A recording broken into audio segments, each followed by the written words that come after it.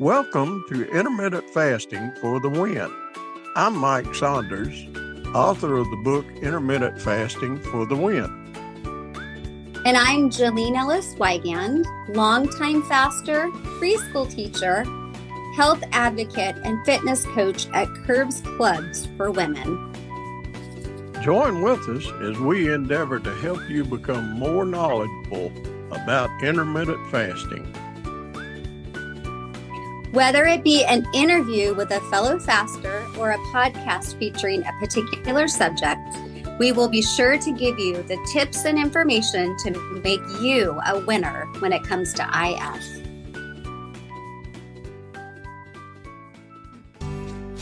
The information provided in this presentation is for general knowledge and informational purposes only and does not constitute medical advice. It is beneficial to consult with a qualified healthcare professional for any health concerns or before making any decisions related to your health or treatment. This content is not a substitute for professional medical advice, diagnosis, or treatment. Today on the Zoom meeting, I've got Lisa Evers. She's a fitness coach, a fasting coach, and she has a wonderful story to tell. And we're going to dive right in. And she's got a story to tell. And we're going to get it started. I'm going to ask you, Lisa, how are you feeling this morning? I am feeling absolutely fantastic. A little bit hot and sweaty here in southwestern Ontario, but I love summer, so I'll take it. And I'm about, I think 18 hours into a fast right now, so I'm feeling super energetic. Good deal. I know you I messaged you and you said you were going out for a walk. And when I did that, I was at the gym. So we're both all sweaty. Yep. And energized, right? Yeah, because I'm into my fast too. All right. Well, let me get started here. How long have you been fasting? So I just came up on my 3-year clean fast anniversary, but I was fasting 2 months prior to that, not really understanding the clean fast. So I'm glad I only spent 2 months in that phase. All right. Well, let me ask you, what prompted you to find out about the clean fast? Actually, I was already fasting for I guess that about 2 months. And I'd asked somebody on a random Instagram post, it was a fasting post. And I said, if you could recommend any book to read, which one would it be? And they had suggested Jen Stevens' Fast Feast Repeat. Exactly. So I got it and I started it. Yep, that book sits on my bookshelf and I pull it down from time to time. I've read it cover to cover 2 times and I pull it down for things that I can't find on the internet. I love that too. And I also refer to it almost like a textbook because I Yeah. don't always believe what I read on the internet. And I feel like that book holds a lot of truth. Well, I like the fact that, Jen is a teacher. Hmm. And so naturally she would gravitate towards writing a book that would be like a textbook. Absolutely. And that appealed to me once I got in it because I am a semi-retired kindergarten teacher. So Oh, oh, it's okay. really, it really worked well for me and my learning style as well. Yeah. Okay. And I'm not certified in any means, but I have taught Sunday school. I have taught quality control. I have taught so many things over my life. So I kind of understand the mindset of a teacher. I think in some way, shape, or form, no matter what we do or what our form of service is, we are all teaching, educating in some way, shape, or form. Somebody somehow. So um, that's what makes her way of reading and learning so easy to identify with and so easy to understand. Absolutely. So you've been clean fasting now for around 3 years. Yep. And It's what is your normal protocol now? so when I first started, my protocol was sitting around the 18 hour fasting mark.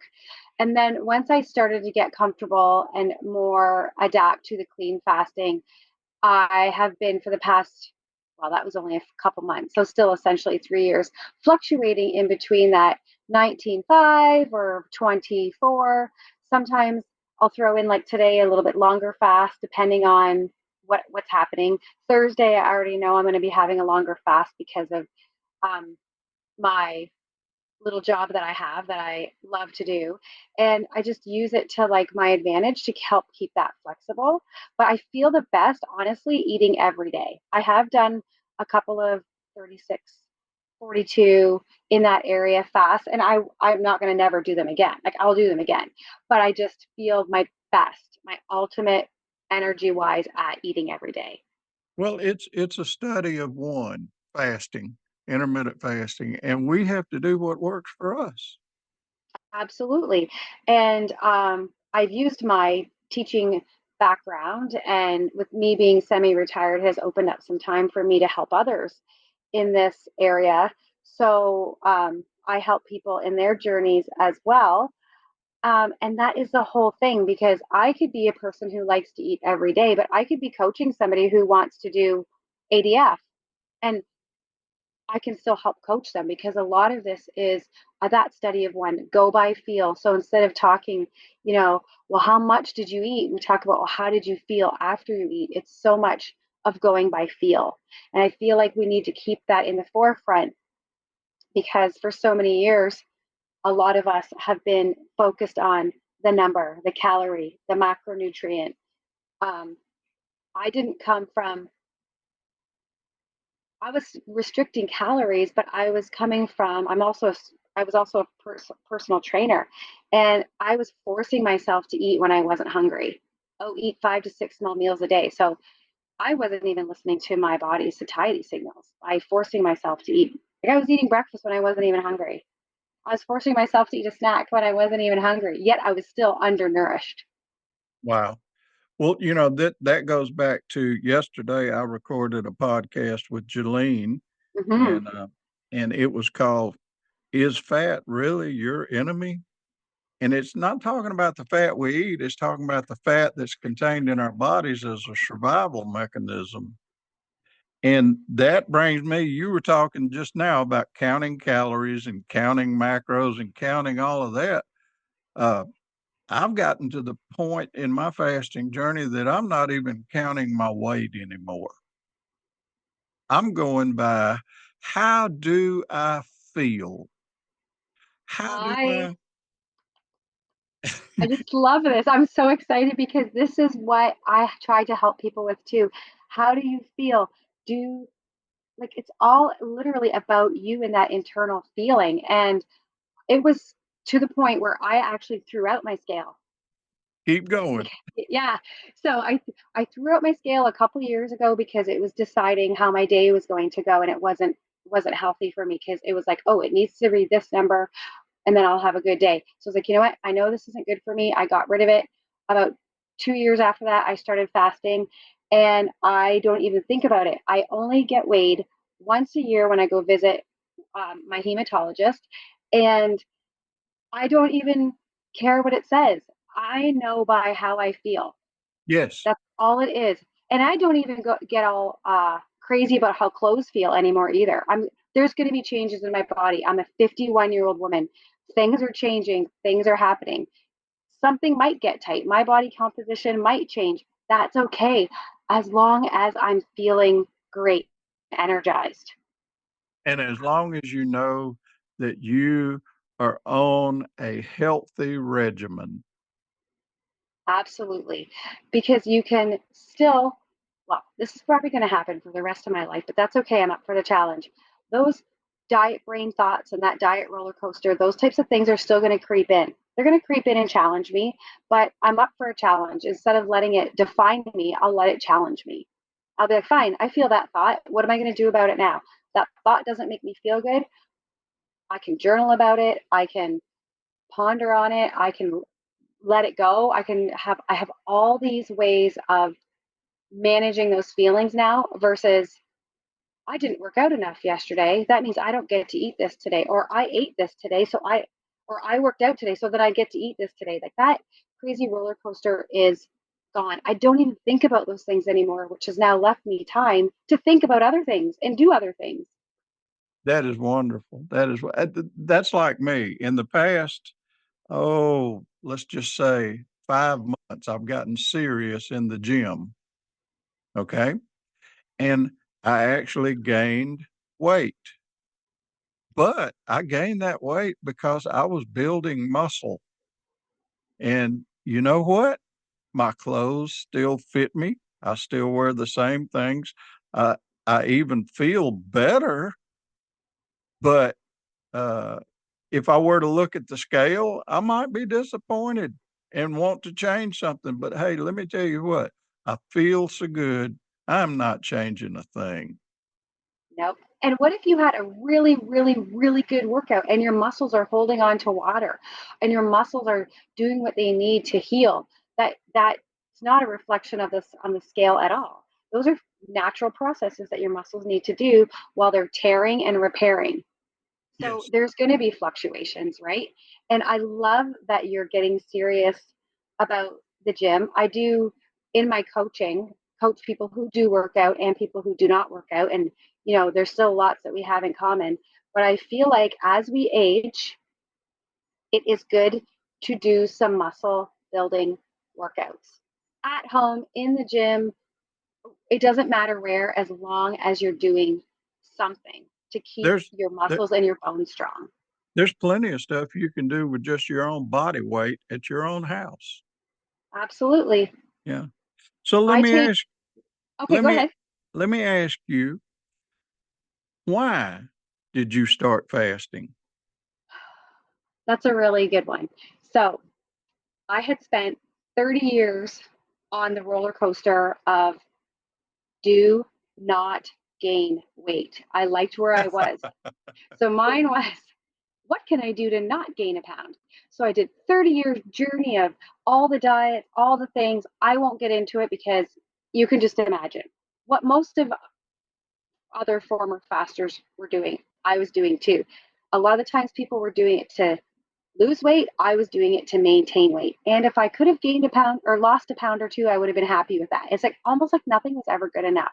So after all these diets and all this stuff, one moment at a blip in my life where I just let it all go. I was like, forget it.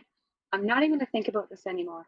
I'm just going to eat what I want. If I want to work out, I want to work out. If I don't, I don't. I kind of just like lost interest in everything, which was almost a blessing in disguise because one day I was just scrolling on my phone and I was reading some articles that came up or were just randomly. And this article came up that said how autophagy can help those with hypothyroidism. I'm like, ooh, that's me. Good one. Good one. And it caught my attention because I think I let it catch my attention because it wasn't diet based. It wasn't about how to lose 5 pounds in 3 days. It wasn't Yeah. anything like Yeah. that. So I read the article and I was like, oh, maybe I should try this for my thyroid and see what happens. And bam, the rest is history. I was able to maintain the weight because I've always been at a very healthy weight. I was able to maintain the weight that I was at that I wanted without even thinking about it. I was able to increase my energy and get rid of that midday slump. A lot of people have that, but I found that with me having hypothyroidism, I was extra foggy around 3 o'clock in the afternoon. And my meds are always being lowered. Like I have one more batch of pills, maybe about another 2 months worth, and I'll go again and get my blood work done. And I'm just telling you, and I wasn't at the perimenopausal point. I don't think I was 3 years ago anyway when I found fasting, but I feel like it's helping me through that change of life as well. I'm feeling really like level, calm, but energized. It's really weird. It's like I'm calm, but I'm energized, but not like energized and hyper. It just feels right.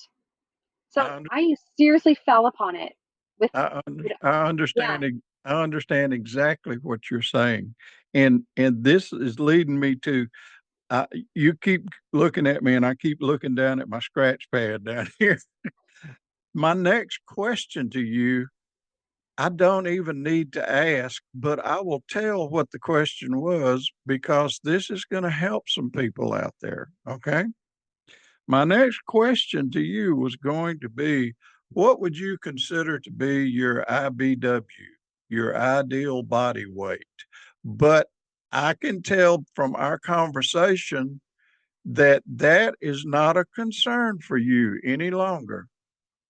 Okay. But if had you asked me Uh-huh. 3 years ago, it would Yes. have been I am 5'2" and I am smaller boned. So there is no need for me to be over 102 pounds. That's how I would have looked at it.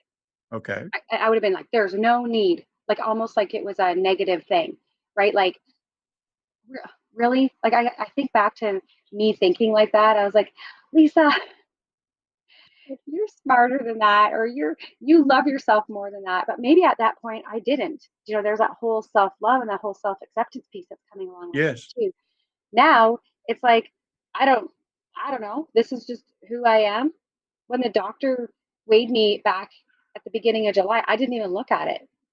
My husband actually did, just for fun, because it was in kilograms. And um, even though I'm Canadian, I'm not very good with kilograms. So my husband was converting it just in case I wanted to know. I said, you don't even need to tell me. I know I'm fine because I know what outfit I have on today. It fits me just fine.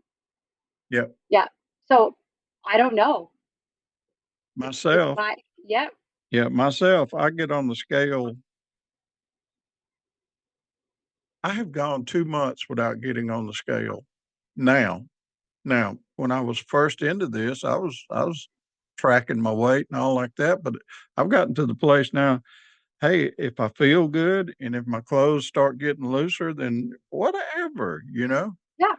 And it goes the other way too. So, like, if I'm coaching clients, if they need the scale in the beginning, especially to help them to track things, because I can't judge with that, because I still like using a fasting app because I use it to help my clients. Like, I'm not Yeah. obsessive about it, but sometimes there are things that people like to track. Um, We're all different. you were all different. So if the scale doesn't work for me, that's okay. It can work for somebody else, and I can help guide somebody getting out of that scale phobia. I'll be like, okay, well, weigh yourself every day and then to do the 7 day average, because you can't let it dictate. I hope that you can get out of that if it does let you dictate how you're going to feel that day. Yeah. The average is way more beneficial than the daily weight because of all the variables.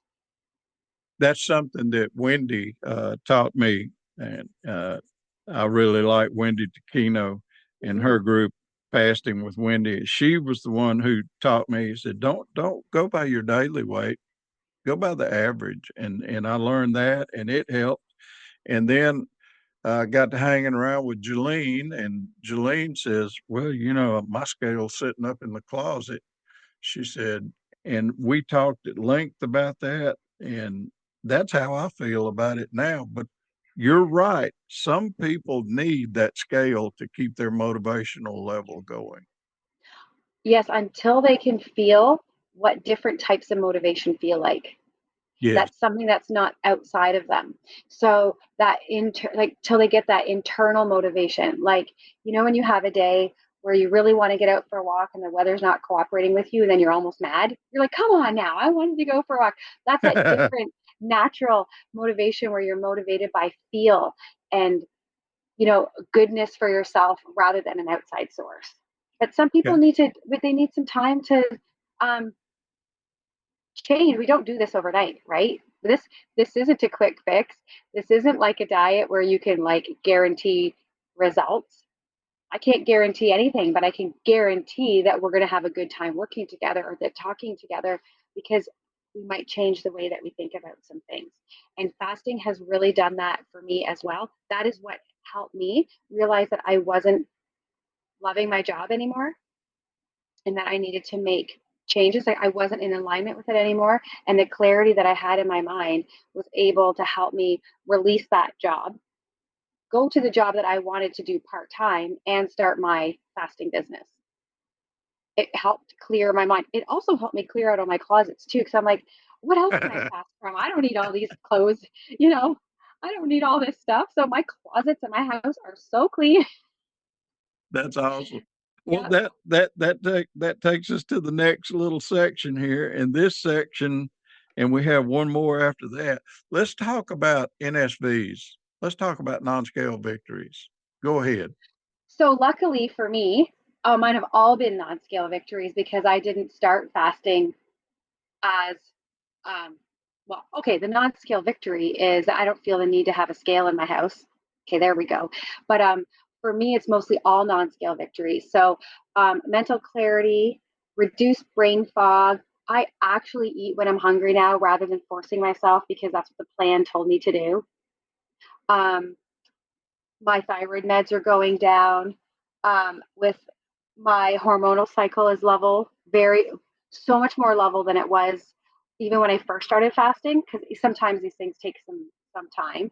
I could go on for days. Travel is so easy because before I would be packing like a lunch bag full of stuff, you know, to eat 5 to 6 small meals a day, and then I got to make sure it stays cold and all this stuff. Now it's just like if there's nowhere I want to stop for somewhere healthy to eat, I just won't eat. I'll be fine. I'm not going to fall apart. I'm not going to wither away to nothing. I would rather, and that's helping with the choices too, right? What would you rather do? I'd rather fast and eat something terrible on the road or pack a giant bag of food. Well, Yeah, that's where fat not being your enemy comes in because you've got reserves built up in your body. absolutely. This is where fat is your friend and let it do its, and we got to give it time to let it do its job too, because it has a job it wants to do. Yeah. Um, oh, I just, the non for me it's so many non-scale victories because it's now a part of my life and I don't overthink. That's a whole thing. It was a big mental change for me too. The mental weight loss for me has been the most dramatic. Mm. Releasing all that stuff and the gaining of self-confidence and self-awareness and self-love, like what am I really doing this for, sorry, because before I was maybe not wanting to gain a pound and wanting to be super fit or try to get super fit or whatever, almost for just aesthetic reasons. It wasn't deep, it wasn't personal. Now it's like, no, this is on a deeper level. I don't not it's not all just about looking good. It's mostly about feeling good. And when you feel good, the looking good like emits from you no matter what you weigh, no matter what you wear, no matter what you do, you just walk around this glowing ball of feeling good. Okay. In the process of what you've just went through, I think that you've outlined what your goals are. Uh, and I have to ask a question. Will you be doing this for the rest of your life? Without a doubt. Not no questions asked. Other plans or programs or diets that I was on, probably the longest I ever lasted was, and I'm a go-getter, so I give it some good quality, you know, stick to it. Probably 9 months. Mm. And then it stopped working or I wasn't feeling right or I was just it just wasn't well here mentally for me. Once I started this, I was like, I'm onto something. This is like something like it's the easiest hard thing I've ever had to do. Because yes, there's still some hard moments, but you know what? That's life. There's going to be some hard moments. But 100% without a doubt, I can't even if somebody forced me to have to go back the other way, we'd have to like I'd have to get the dukes up, you know? I'd be like, no, you can't make me. Absolutely. And yes, my goals are I want to one day be able to actively play with my grandkids. I want to one day be able to do all the things for myself, like cook for myself, be physically active, use the bathroom by myself. Like, I want to be a very active, mobile person later. So that starts now. Okay. Yep. I'm going to make a statement here, and I want to see your reaction to this statement because this is something that just came to me while we were, that's why I love these interviews. I love these podcasts because the teacher often learns more than the pupil. You know that. Okay. Here's the Oh, yes. statement. Here's the statement. I want you, you're already grinning. I know. It doesn't matter what kind of diet you do, low carb, South Beach, Weight Watchers, whatever. Eventually, there will come a point where your body will adapt to that and it's no longer effective, right? Absolutely. Okay, here's the second part of the statement. But with intermittent fasting, this is how your body is designed to work in the first place. Yes, because we aren't meant to, first of all, be eating all day, every day. And I can say this from personal experience, tried it, been there, done that, didn't work for me, right? It worked. Things work until they don't. So, Right. for example, if I have a client that comes to me and they're like, I'm an intermittent faster, but I also love low carb, I'm like, okay, you do you if that's working for you. No judgment. But for me, you'll get to listen to your body. For me, I need all the things. I need protein, fat, carbohydrates. That's how my Bingo. body works. Bingo. I need it. I know some people who are intermittent fasters and they're like, I don't feel great after I eat carbs. I'm like, I'm glad you're listening to your body. Maybe you need to add an extra half an avocado or something. It was at this point that the internet service in my area went out, and that ended the Zoom meeting. But we were wrapping up anyway, and I just wanted to thank Lisa for being on the show and for giving us all this good information. And I'll see you next time here on Fasting with Jalene and Mike. If you need more information on fasting and want to join with a community of people who embrace this lifestyle, let us recommend that you go to Facebook and search for Intermittent Fasting for the Win, and also search for Clean Fasting Jalene. Either of these groups will help you along the way. Also, the book Intermittent Fasting for the Win by Michael Saunders is available on Amazon.com. We also recommend that you read Jen Stevens' books, Delay, Don't Deny, and Fast, Feast, Repeat. Thanks, and make sure to subscribe to this channel so that you will know when the latest episodes become available. We'll see you next time.